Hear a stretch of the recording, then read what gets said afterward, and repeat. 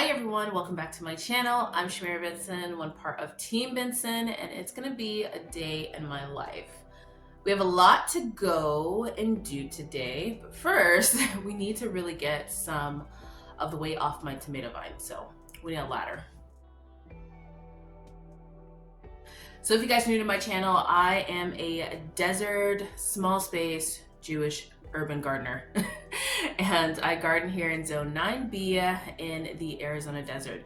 So I try and do everything in my house very holistically when it comes to like treating my family for sicknesses or using products that we use on our skin, like oils, hair things, all that. And then I try to grow as much food as I possibly can in the backyard of my townhouse. I also mix that in with some kosher cooking and some little things that we do for being Jewish. So yeah. All right, well, let's go grab a ladder and let's grab a bucket and let's see if we can kind of tackle this tomato. So if you guys didn't see my video earlier this week, I already pulled off this tomato plant 22 pounds of tomatoes, which is insane. I'm running out of baskets, so I'm just gonna grab this little trash bag that I use to cover my plants with from Dollar Tree. So let's grab a ladder. Okay guys, I'm pretty sure my neighbors think I'm crazy, but this is what my tomato looks like on the outside of my fence. It is trying to take over, so we're probably gonna try and trim it up too. I have a ladder and we're gonna go see what it looks like on the inside. Yep, it looks like an absolute jungle. So I'm gonna need to get it from this side and then also take the ladder on the inside. But as you can see, we have tons of tomatoes in here that we need to grab to lighten the load on this poor arch. All right guys, I forgot tomato gloves, so walking back because we can't do this without those sleeves, otherwise I get itchy. Okay guys, so I finished harvesting. That took about an hour and a half and I cut back a lot. As you guys can see, there's now like holes essentially that I tried to put in the plant so that then we can try and get some sun to the things that are below it. So this is going to start my slow cutback of my black cherry tomato. So slowly but surely, I'm gonna start cutting it off like branch by branch.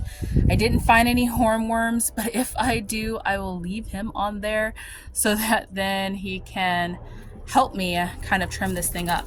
But I still have a ton of tomatoes, as you can see underneath here, that are going to be reddening up pretty soon. But I did top all of it because I don't want it to grow anymore because we need that to grow. That is our Armenian cucumber. Okay, I have tomato fingers and I feel like my hands, I can't even stretch them out because they're so tomatoed, but there's still so many guys, so many. A couple of my neighbors walked by as I was picking this, so I was able to give them some tomatoes. I'm like, here, take them. So I'm gonna go in the house and show you guys how much I got. Okay guys, so we actually got 4 baskets full. I did give out 2 baskets full to my neighbors because that is an aggressive amount of tomatoes. And I'm so blessed to have this many tomatoes this year. Like, we are getting ready to start doing canning projects and all of those different things, guys. I have just another 2 bags that I want to get in the freezer, and then after that, we're canning, we're fermenting, we're doing all the fun stuff. So I'm really excited and really truly blessed for that. So I'm getting ready to strain my hair oil because that has been brewing for like 3 months now and it's ready.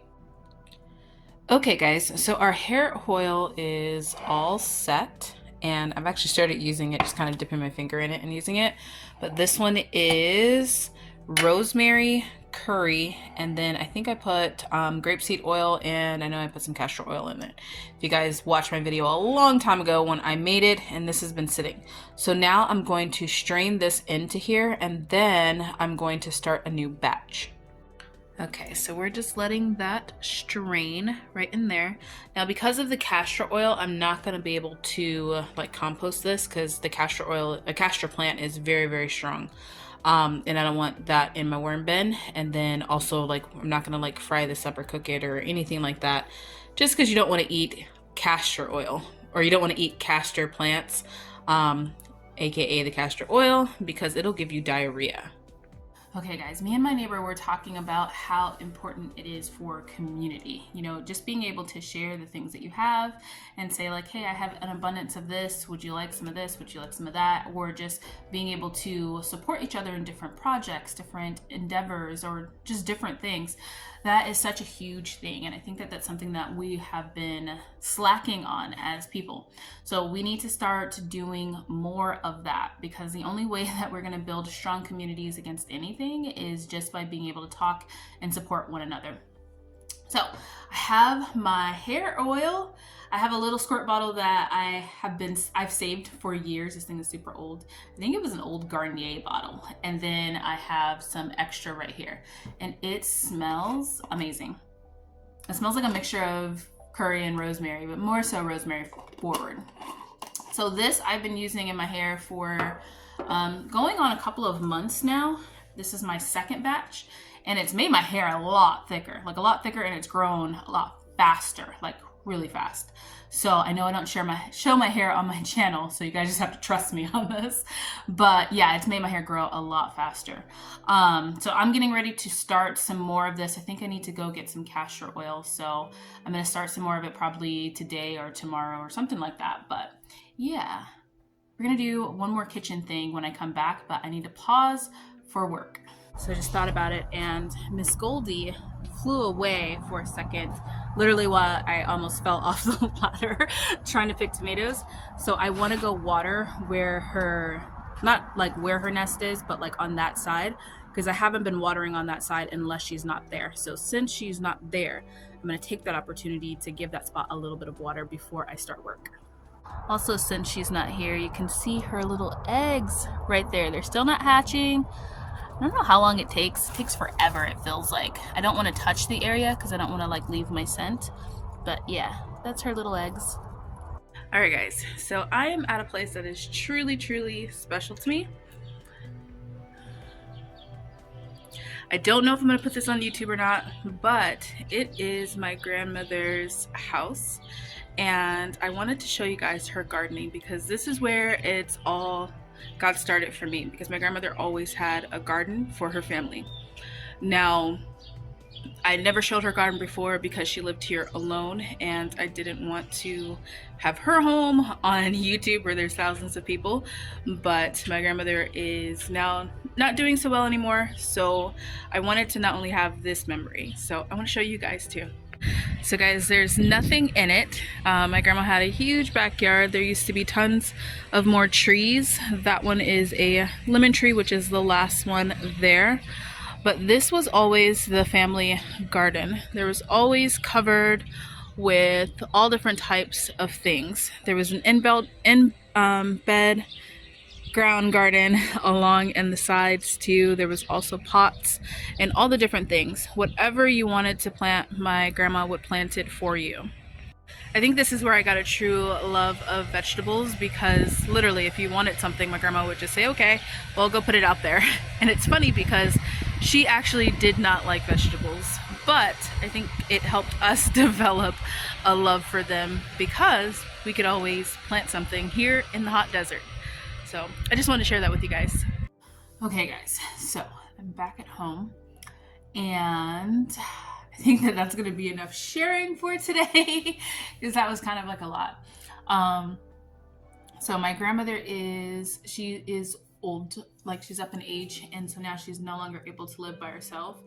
And like walking into like our family house and like all of that kind of stuff, it was a lot. But I wanted to have those memories because my family is going to be selling my grandmother's house. And I realized after losing my parents that a lot of the things that I would love to show like my future children, I can't.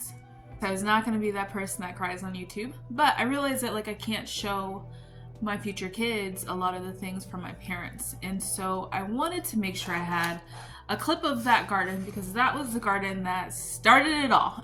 Like that was the one that gave me a love for gardening. So I wanted to make sure that I had it somewhere. And I feel like nowadays you don't have just like VHSs. So it's like when you record something, like where does it go? Like we don't even have DVDs anymore. So for me, YouTube has kind of become like a memory thing for me to have, as well as sharing things with you guys. So that clip was probably a little bit more personal to me. So with that said, if you have made it this far in the video, thank you for sharing these precious moments with me, and I hope you guys don't mind that me kind of putting up my memories somewhere too. But yeah, until next time, grow yourselves a garden, because even a small space can provide you with tons of food. Bye guys.